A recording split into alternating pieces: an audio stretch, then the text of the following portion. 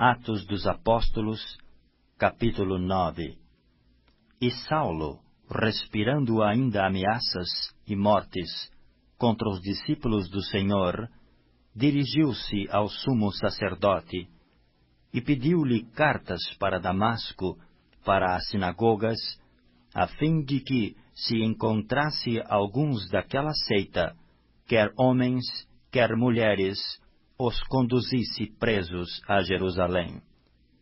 E indo no caminho, aconteceu que, chegando perto de Damasco, subitamente o cercou um resplendor de luz do céu. E caindo em terra, ouviu uma voz que lhe dizia: Saulo, Saulo, por que me persegues? E ele disse: Quem és, Senhor?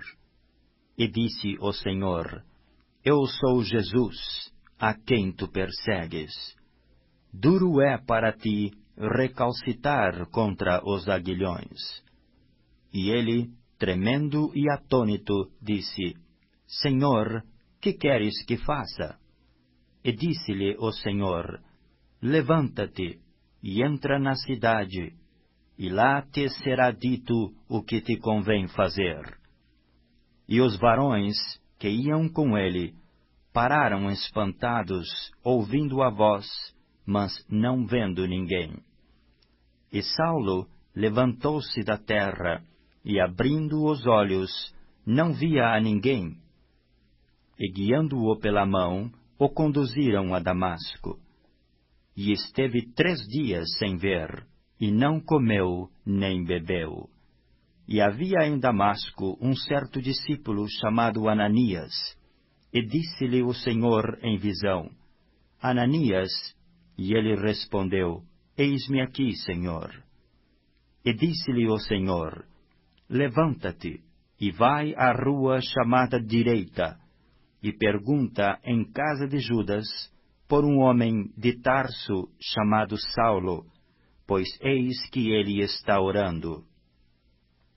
E numa visão, ele viu que entrava um homem chamado Ananias, e punha sobre ele a mão, para que tornasse a ver. E respondeu Ananias: Senhor, há muitos ouvi acerca deste homem, quantos males tem feito aos teus santos em Jerusalém. E aqui tem poder dos principais, dos sacerdotes, para prender a todos os que invocam o teu nome.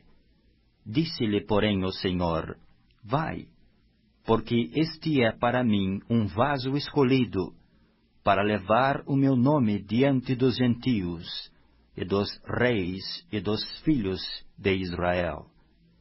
E eu lhe mostrarei quanto deve padecer pelo meu nome. E Ananias foi, e entrou na casa, e impondo-lhe as mãos, disse: Irmão Saulo, o Senhor Jesus, que te apareceu no caminho por onde vinhas, me enviou, para que tornes a ver e sejas cheio do Espírito Santo. E logo lhe caíram dos olhos como que umas escamas, e recuperou a vista, e levantando-se, foi batizado. E tendo comido, ficou confortado. E esteve Saulo alguns dias com os discípulos que estavam em Damasco. E logo nas sinagogas pregava a Jesus, que este era o Filho de Deus. E todos os que o ouviam estavam atônitos e diziam: Não é este o que em Jerusalém perseguia os que invocavam este nome? E para isso veio aqui, para os levar presos aos principais dos sacerdotes?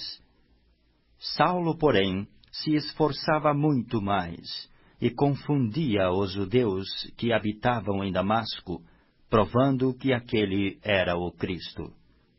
E tendo passado muitos dias, os judeus tomaram conselho entre si para o matar. Mas as suas ciladas vieram ao conhecimento de Saulo, e como eles guardavam as portas, tanto de dia como de noite, para poderem tirar-lhe a vida, tomando-o de noite, os discípulos o desceram dentro de um cesto pelo muro. E quando Saulo chegou a Jerusalém, procurava ajuntar-se aos discípulos, mas todos o temiam, não crendo que fosse discípulo. Então Barnabé, tomando-o consigo, o trouxe aos apóstolos, e lhes contou como no caminho ele vira ao Senhor e lhe falara, e como em Damasco falara ousadamente no nome de Jesus. E andava com eles em Jerusalém, entrando e saindo. E falava ousadamente no nome de Jesus. Falava e disputava também contra os gregos, mas eles procuravam matá-lo. Sabendo-o, porém, os irmãos, o acompanharam até Cesareia e o enviaram a Tarso. Assim, pois, as igrejas em toda a Judéia e Galiléia e Samaria tinham paz, e eram edificadas, e se multiplicavam, andando no temor do Senhor e consolação do Espírito Santo. E aconteceu que, passando Pedro por toda a parte, veio também aos santos que habitava em Lida, e achou ali certo homem, chamado Enéas, jazendo numa cama havia 8 anos, o qual era paralítico. E disse-lhe Pedro: Enéas, Jesus Cristo te dá saúde, levanta-te e faze a tua cama. E logo se levantou. E viram-no todos os que habitavam em Lida e Sarona, os quais se converteram ao Senhor. E havia em Jope uma discípula chamada Tabita, que traduzido se diz Dorcas. Esta estava cheia de boas obras e esmolas que fazia. E aconteceu naqueles dias que, enfermando ela, morreu. E tendo-a lavado, a depositaram num quarto alto. E como Lida era perto de Jope, ouvindo os discípulos que Pedro estava ali, lhe mandaram 2 varões, rogando-lhe que não se demorasse em vir ter com eles. E levantando-se Pedro, foi com eles. E quando chegou, o levaram ao quarto alto, e todas as viúvas o rodearam chorando, e mostrando as túnicas e vestidos que Dorcas fizera quando estava com elas. Mas Pedro, fazendo-as sair a todas, pôs-se de joelhos e orou. E voltando-se para o corpo, disse: Tabita, levanta-te. E ela abriu os olhos, e vendo a Pedro, assentou-se. E ele, dando-lhe a mão, a levantou, e chamando os santos e as viúvas, apresentou-lhe viva. E foi isto notório por toda a Jope, e muitos creram no Senhor. E ficou muitos dias em Jope, com um certo Simão curtidor.